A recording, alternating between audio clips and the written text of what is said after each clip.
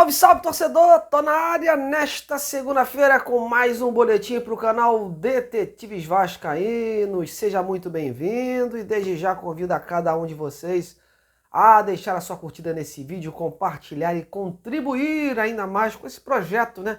Sendo um membro do canal. Valeu! Bom, com 5 pontos em 4 jogos, o Vasco terá pela frente mais uma chance para compensar, né, aquela derrota sofrida em casa para o Bahia. O Curitiba, por exemplo, está 10 partidas sem saber o que é vencer e segue no Z4 do Brasileirão. Será que dessa vez o Vasco terá o equilíbrio necessário para em campo conseguir o triunfo?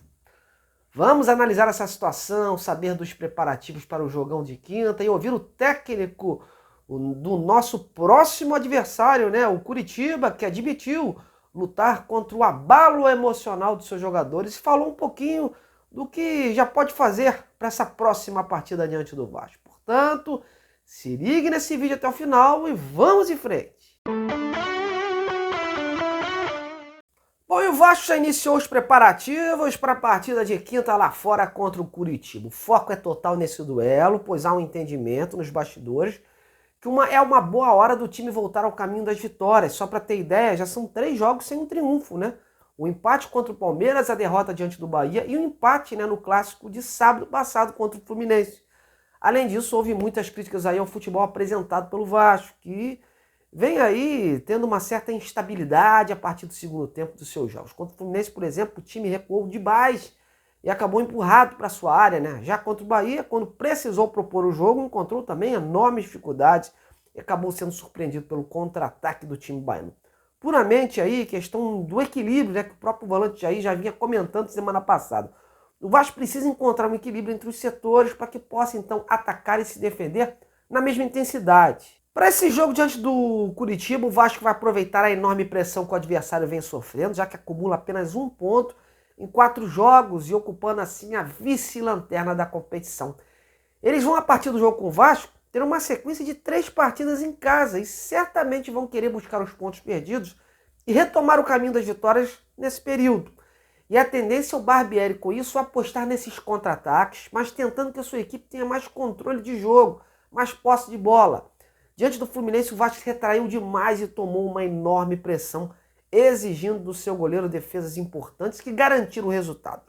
Sobre o time, hoje o treinador teve uma boa notícia, a confirmação do volante Andrei Santos no time titular, pelo menos até o jogo contra o Curitiba. Ele tinha que se apresentar junto com o Marlon Gomes para a seleção sub-20, que vai disputar o Mundial, mas o Vasco o manteve por aqui, liberando apenas o Marlon, que já é desfalque certo na lista dos relacionados. O Vasco aproveitou uma brecha, já que alguns atletas que vinham de fora ainda estão se apresentando à seleção, e preferiu manter o Andrei, que é titular da equipe do Barbieri. Ainda não se sabe, né, se o jogador vai ficar para a partida diante do Santos do domingo. Apenas no jogo, após o jogo de quinta-feira, né, a gente vai saber. Mas a própria CBF em seu site hoje, meus amigos, na notícia da apresentação, como vocês podem ver aí, já está contando com a apresentação do Andrei ainda nessa semana, dando indícios de que o atleta não deve estar à disposição contra o Santos. Porém, uma curiosidade, mesmo com a insistência do Vasco em tê-lo contra o Santos, o Andrei, assim como o Peck e o Pedro Raul, né, ele está na lista de pendurados do Vasco. Se tomar mais um cartão contra o Curitiba, essa situação já será definida de antemão, né? Sem precisar de nenhum embate aí, nenhuma rusga entre Vasco com a CBF. Fica a dúvida aí de qual jogador poderia suprir a longa ausência do Andrei para esses próximos 5 jogos do Vasco, né? Depois da partida contra o Curitiba. Ele pode, inclusive, colocar aí uma equipe teoricamente mais ofensiva, recuando o Alex Teixeira e colocando mais jogador de ataque como o Figueiredo, né, que também faz essa recomposição. Tem o Orediano, ou a possibilidade de manter o esquema com o volante também, né, o Garoto Barros, por exemplo. Enfim, vamos ver aí como pinta essa situação para os próximos jogos. Mas e você? Com o futuro desfalque do Andrei após o jogo contra o Curitiba, quem você colocaria no lugar dele, hein? Comente aí e participe.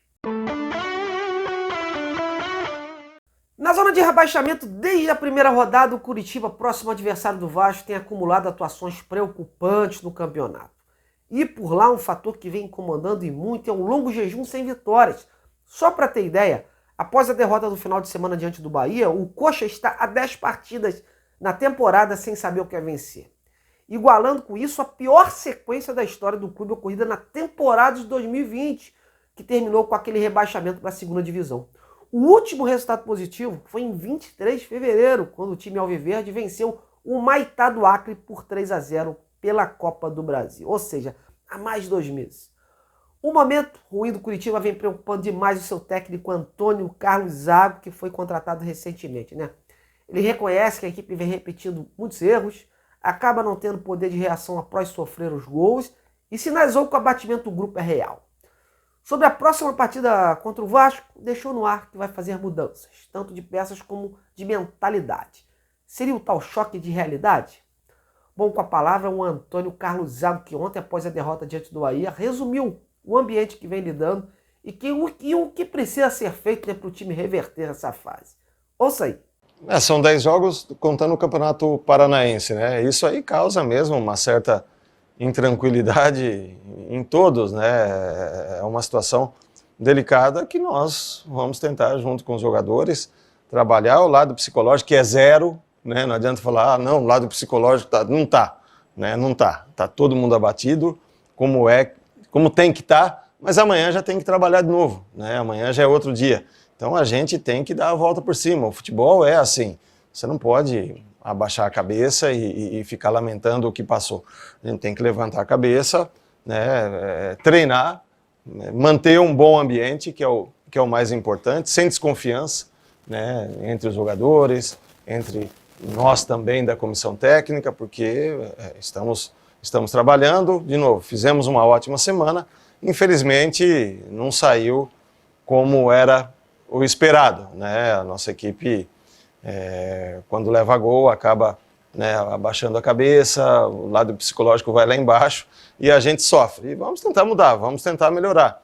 É o início do campeonato, né? São 4 jogos sem vitórias, 1 ponto. Não é fácil, porque o Campeonato Brasileiro é muito difícil, vai ser um dos mais difíceis dos últimos anos, porque as grandes equipes todas ali, né? Então a gente tem que procurar somar os pontos o mais rápido possível para não ficar tão distante da zona da zona fora da zona de rebaixamento, né? É isso que nós temos que fazer. Vamos tentar fazer de tudo, né? Até mudança para o próximo jogo, podemos fazer também, né? A gente tem que melhorar num todo, né, num todo, desde a fase defensiva, a fase ofensiva, procurar jogar mais entre linhas, né? A gente não pode praticar aquele futebol burocrático que é só pelo lado, a gente tem que procurar agredir o adversário, e é isso que a gente vem procurando fazer. Não é fácil, né, porque é o início de um trabalho, não é fácil fazer com que os jogadores entendam isso, mas a gente vai bater em cima dessa tecla. Pois é, o homem vai ter trabalho pela frente, viu? Bom, galera, mas é isso aí. Eu tô chegando ao fim de mais um boletim. Muito obrigado aí. Hoje foi também mais curtinho, né? Mas amanhã, com certeza, a gente vai ter mais informações. Aí tem uma coletiva marcada do Barbieri para falar desse momento do Vasco e projetando o duelo contra o Curitiba. E a gente vai cobrir, né? Para mostrar tudinho para vocês aqui e fazer uma análise perfeita. Beleza? Tá, você, meu, muito obrigado. Continue prestando esse trabalho. Um grande abraço e até lá.